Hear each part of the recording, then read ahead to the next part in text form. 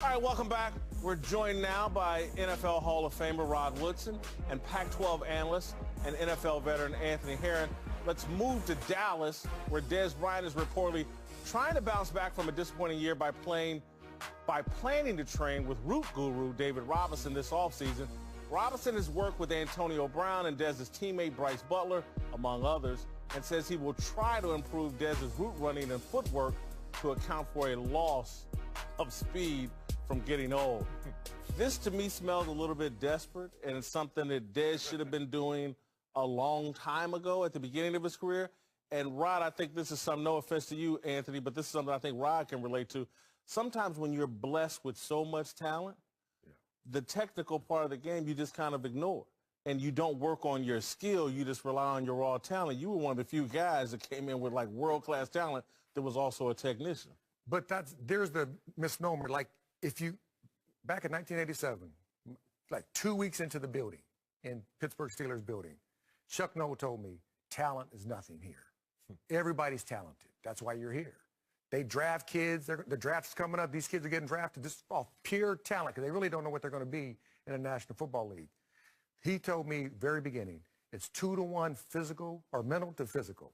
When the players who can take that mental aspect of it and apply that daily and weekly and every game, those guys separate themselves from the average players to the great players. Now, what Dez is trying to do, he's trying to go back and turn back the clock.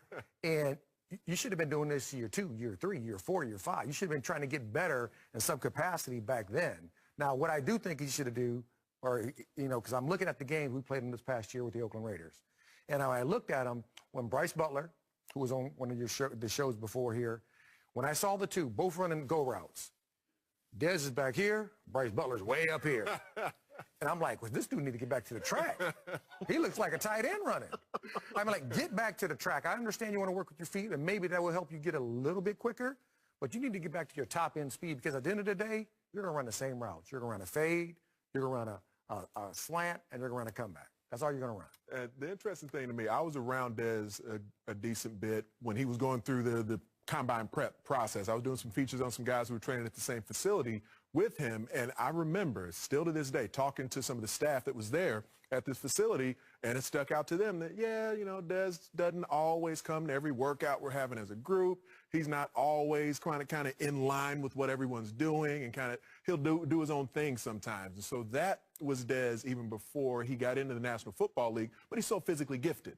And just to the point you're making, Jason, when you're that physically gifted for his particular position, he's gotten by on that for a while. And at a certain point, and you use the word desperate, that's a good thing. He better get desperate because now at 29 as a wide receiver, you can see the mortality of your career. And so what do you want to become at this point? Are you the guy who's going to just kind of fade away and ride off into the sunset at 30 or 31? Or do you have a career renaissance? And if he's going to start putting the extra work in that's necessary, then it's about time he did it. Rod, I listened to what you said and think, like, it's Certainly jumps over that first jump. So technically nothing's wrong. But can he move into the slot and extend his career? No. Why not? He's not Antonio Brown. He's not Emmanuel Sanders. Those guys are twitchy, quick receivers, creating separation from the DBs off their breaks. He's never been that. Even when he came in as a rookie, he was a fade, slant, hitch type player. That's all he's ever really been. I don't think in year 8, year 9, year 10 that you're going to change that. He's never going to have more short area quickness and getting in and out of his breaks. He is who he is. Now, does it help him kind of understand it or do something different? I don't have a problem with that. But he should have been doing it freaking year 2, year Anthony, 3, year 4. We just heard a eulogy for Dez Bryant, and I'm going to pour out a little liquor for Dez. Rod just buried it. There's nothing else to say. Come up in 30. Michael Bennett just said something stupid. We'll tell you if he went too far.